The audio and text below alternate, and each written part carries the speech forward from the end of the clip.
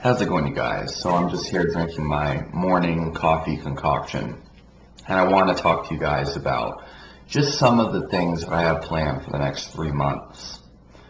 So I have a lot of things planned for the next 3 months, but in this video I'm going to be specifically focusing on my primary goals. So in March or April, I'm going to be competing in the gi jujitsu in the white belt division, and I am planning on taking the gold medal. There's a couple of tournaments coming up. My professor has already sent me flyers. There's one coming up on the 20th of February, but I'm planning and wanting and desiring to compete March or April. And so to prepare for this, I'm going to be training 4 hours a day in grappling. So what I want to do is train, do a lunch session at 11, gi jiu-jitsu, Monday through Friday, and then do wrestling twice a week, Monday and Wednesday, and then maybe do some rolling after that. And then the rest of the week, do gi jiu-jitsu at 6:30 p.m. every single day. 6:30 because I generally have to go to class late because I'm training clients until around 6 or so. So, that would give me, around 4 hours of solid training depending on how I do. And then in the mornings, doing a linear periodization type of powerlifting routine where I work up to a 5-rep max on all my main lifts 2 to 3 times a week. But then, another approach would be doing, just continuing the 5-3-1 that I was doing in the second half of 2020. Although I think sets of 5, just lower reps, like super heavy weights, seems to be a lot easier for me to recover from compared to the high reps that 5-3-1 had me doing. High reps are just terrible for because you're under fatigue, you're fatiguing, you start to be cardiovascularly fatigued with higher reps, and it puts you at more risk for injury. Whereas lower reps allows you to focus more on form, and you get a lot more intensity and effort done with less work. So, and also the adaptations that I need for grappling are maximum force production, which is mostly trained in the 1 to 6 rep range. 5-3-1 and have me doing sets of 5, 6, 7, 8, 9, 10, sometimes 12, depending on the day. So I just don't like that. I've always ended up injured on 5-3-1. Anyway, so that's going to be in the morning as a powerlifting, then lunchtime jiu-jitsu, then wrestling and or jiu-jitsu from 6:30 all the way until 7. And then I might do another class at 8:30, from 8:30 to 10. My coach really wants for me to train 6 to 10 every single night, just wrestling and jiu-jitsu. But the problem with that for me is that, number one, I have personal training that I have to maintain through all of this. And number two, no matter what I'm doing, generally speaking, you pass a point of diminishing returns when you train, past 2 hours in one stretch of time. So if I'm splitting up my training by doing, 2 hours in the morning, 2 hours at night, I can get a lot more quality and effective training in those hours compared to just doing a full 4 hours at once. Because it gives my body a chance to recover and relax at least to some extent, some substrates, splitting it up. And there's less chance for injury, more chance for adaptations to occur, and I'm more mentally fresh. And also the other thing is, if I'm training 4 hours at a time, in the morning I could probably do no problem. But if I'm doing it in the evening, that's after I've already trained all these other people, you know, I've done my normal day work and everything, you know, and it's at the very end of the day before I go to sleep, and I'm training 4 hours at a time, and then I get home at 10 p.m., maybe later. Holy crap, I have to, you know, I have to eat a whole meal, you know, stuff that food in me, which is generally 3 or 4 pounds of food, and then I have to make sure I'm well hydrated after that, which requires 3 to 4 liters of water or more, and then I'm going to also have to take in adequate sodium, potassium, magnesium, and electrolytes during that time. And so from a timing perspective, that just sounds to me unsustainable, and like it's going to put me up for, you know, it's going to hinder my recovery and probably cause a lot more problems than is necessary. But the benefits to doing what my coach wants me to do is that I'll be able to train wrestling at 6:30, which is necessary. I really do need to work on takedowns and things. And then I'll be able to do a lot of rolling from 7 to 8. And then if I do that very last class, I'm going to be training, like that class focuses a lot on competition and the point system and takedowns and things. It's more competition oriented. So the type of training I'll be doing will be very effective and very beneficial and very necessary. But not only will that 4-hour stretch be very hard to just get through on a day-to-day basis, but it'll be hard to recover from, and I'm sure it'll stack up over time, because I've tried doing that before and it was just hard to sustain. And the cramping that I experience and all these things, very, very hard to recover from, even if I'm fueling properly.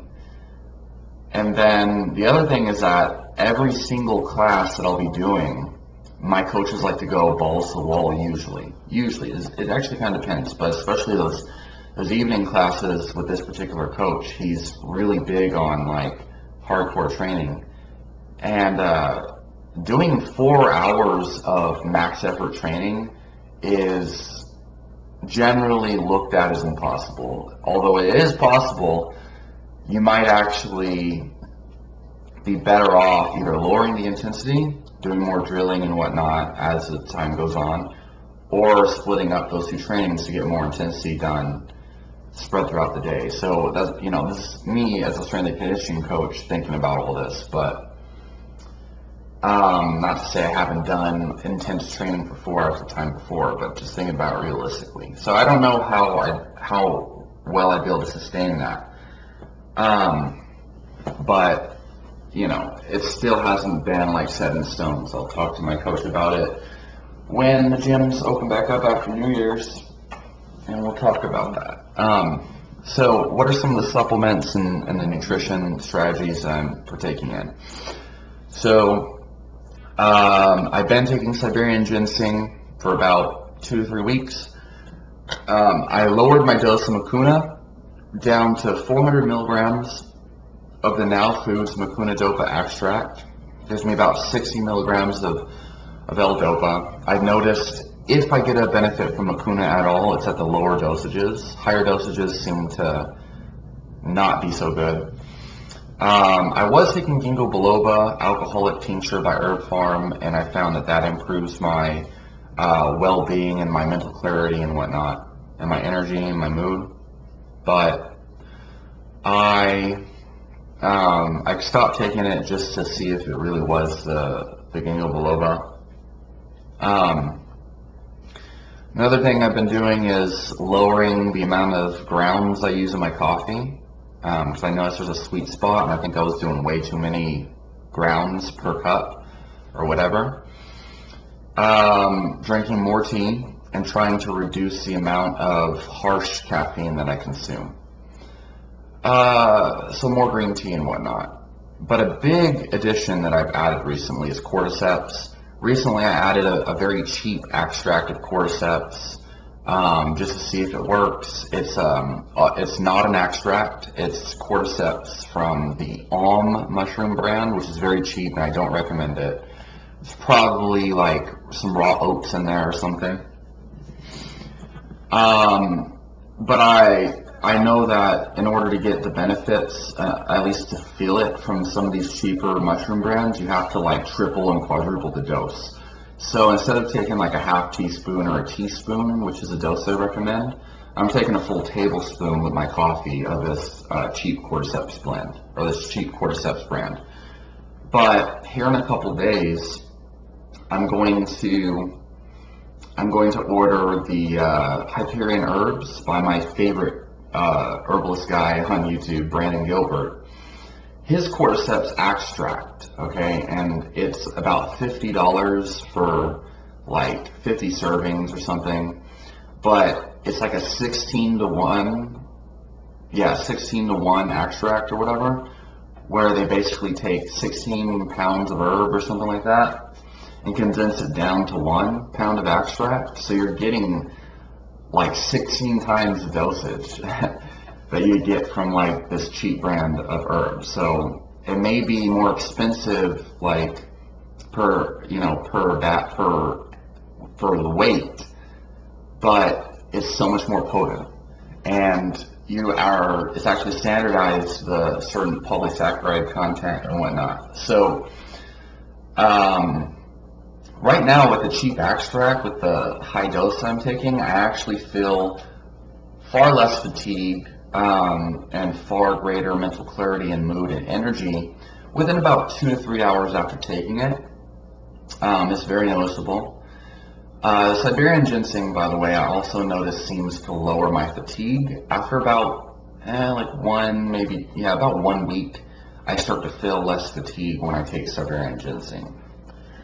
And it's pretty pronounced. And the effects of Siberian Ginseng seem to increase the longer you take it. But the Cordyceps I feel immediately within about 2 to 3 hours after taking it. It's pretty powerful. I feel like my whole mental construct changes. And I've seen people on nootropics forums compare the effects of Cordyceps to Nupact, which basically, if I remember correctly, first of all, it kind of boosts your motivation, boosts your ability to focus, especially for long periods at a time, boosts your energy and productivity to where you just want to do stuff.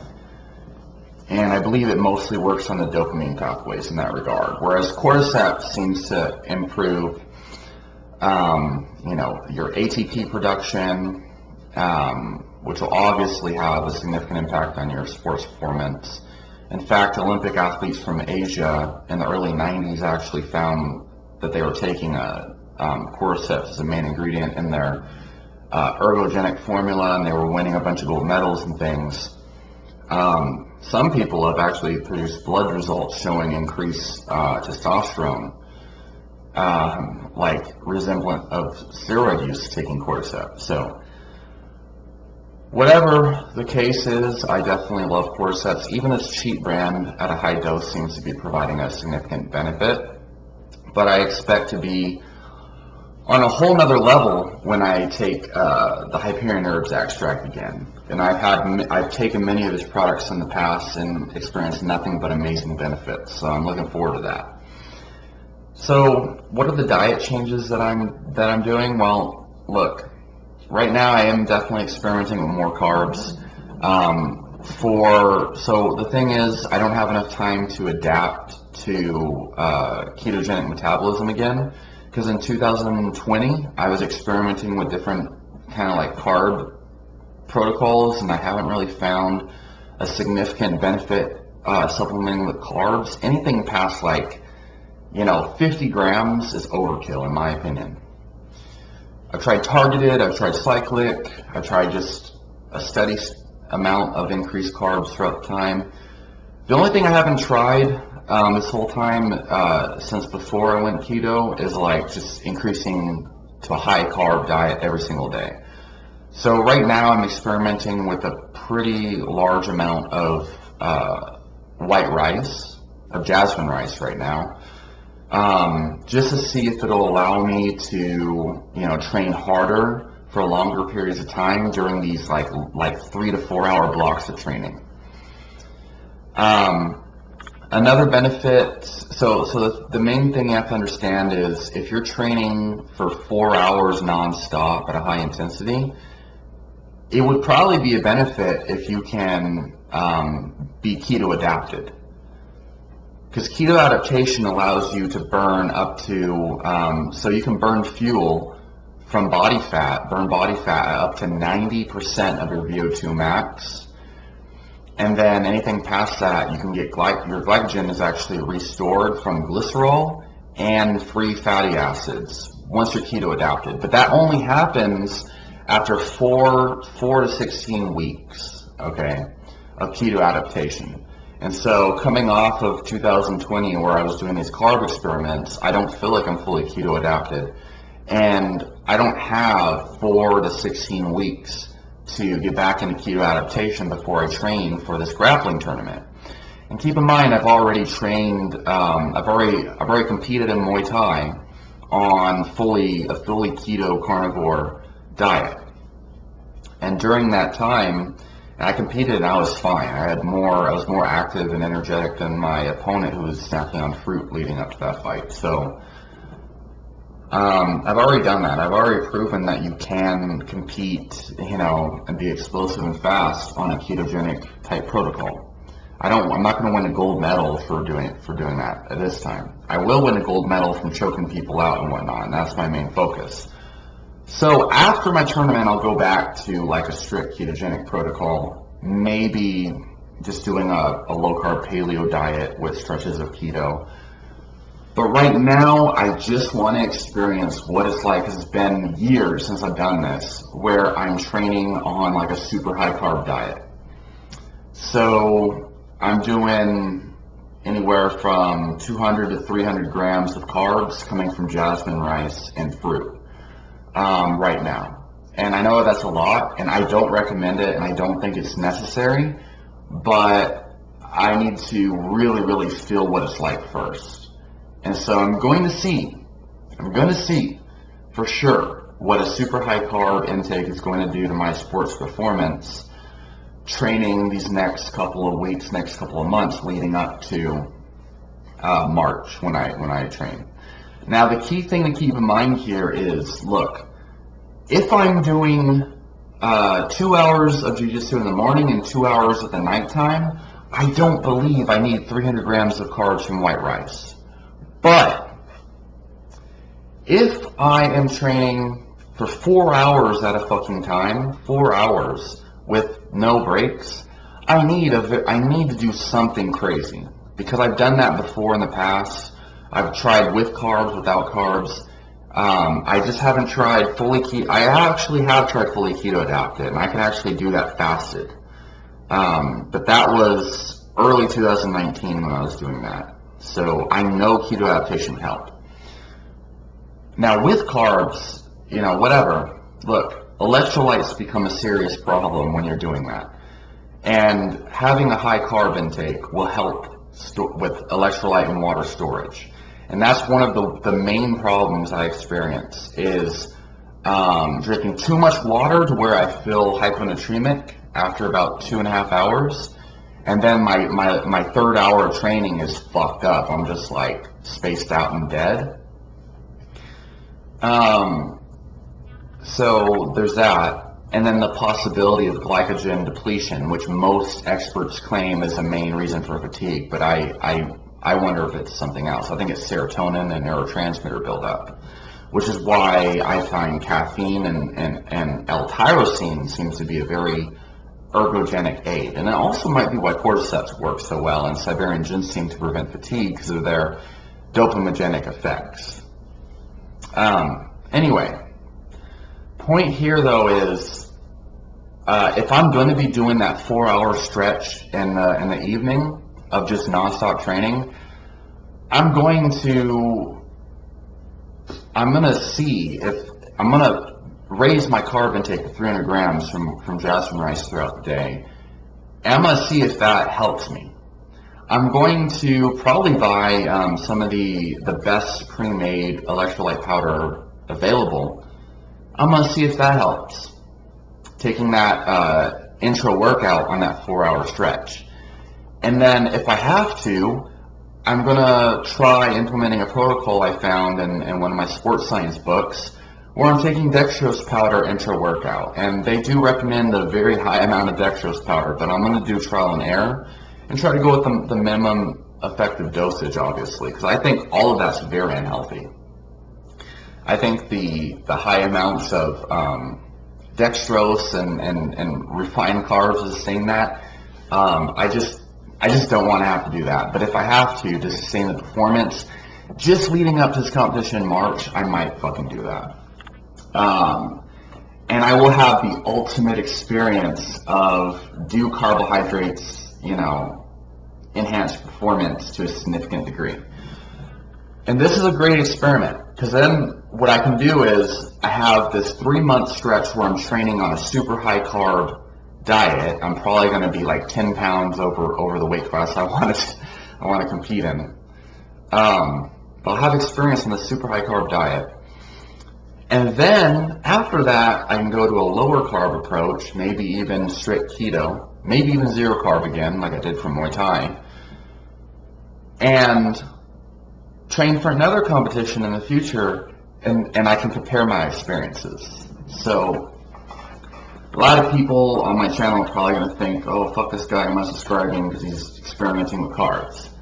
But I encourage you to stay, because knowing myself, I'm not going to like it, and I'm going to go back to low carb, and I'm probably going to like that better, and I'm probably going to make a video, with my own anecdotal experience saying, hey, here's what really happened. So we will see. 300 grams of carbs a day is a lot, especially coming from jasmine rice and dextrose powder.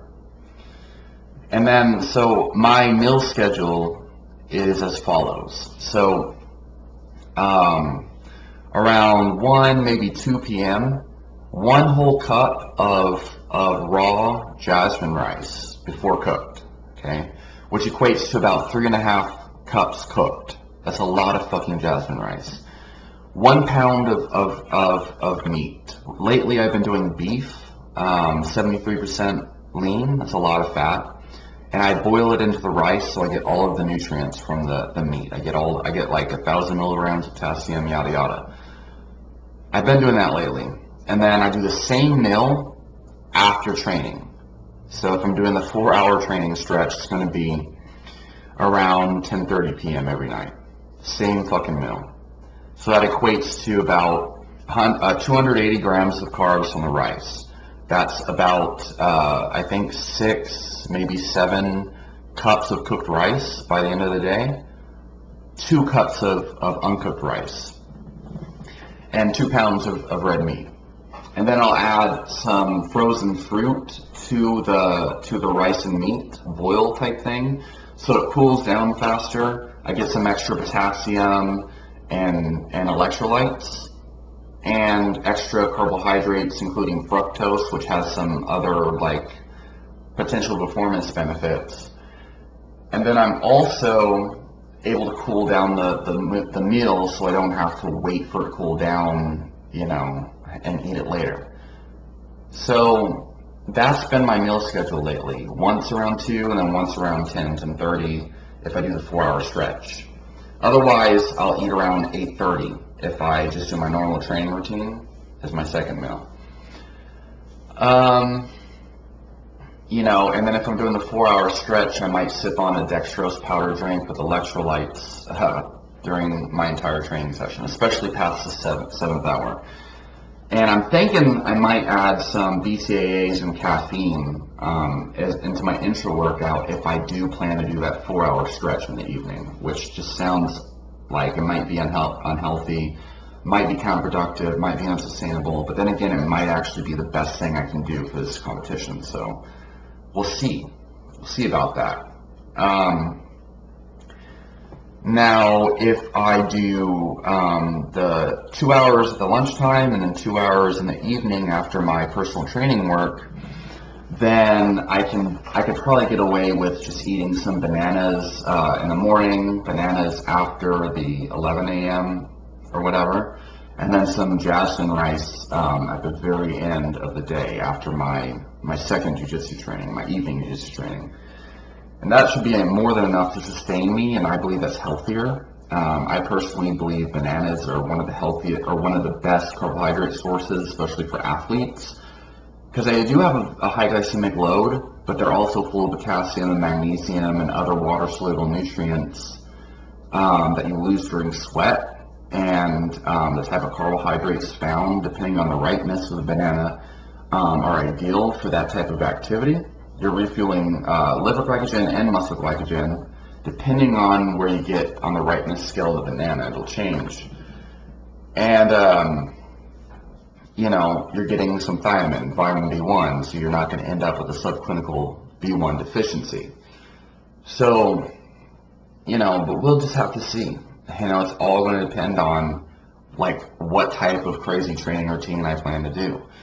And it's going to change. I'm going to experiment. It's going to be a really big experiment going forward. So, another thing is that, it's a new year, starting in January, I'm going to be getting a whole lot of new personal training clients. So on top of this crazy training routine I'm doing, I'm also going to be training clients, lots and lots of clients. So throughout the day, in between my training sessions, I'm also training clients. So, I don't know how I'm going to sustain all of this, but, for sure, my two main priorities are my jiu-jitsu tournament and then, my client base. So we'll see how that goes moving forward, but this is kind of like what I'm working with right now. I'll be talking to my coach, on Monday, so next week, and we'll develop a plan. So, if he insists that the 4-hour training stretch in the evening is best for me, then fuck it. I'm going to give it my best and see what happens. But if, splitting it up and everything is the best approach, obviously that's what I think probably do me best. So we'll see. And so yeah. So let me know your comments and questions down below. And if you have any experience in training for combat sports, let me know your own suggestions. One thing that we'll definitely know by the end of this experiment is to what degree do carbohydrates increase performance. So leave a question, comments down below, and I'll talk to y'all next time.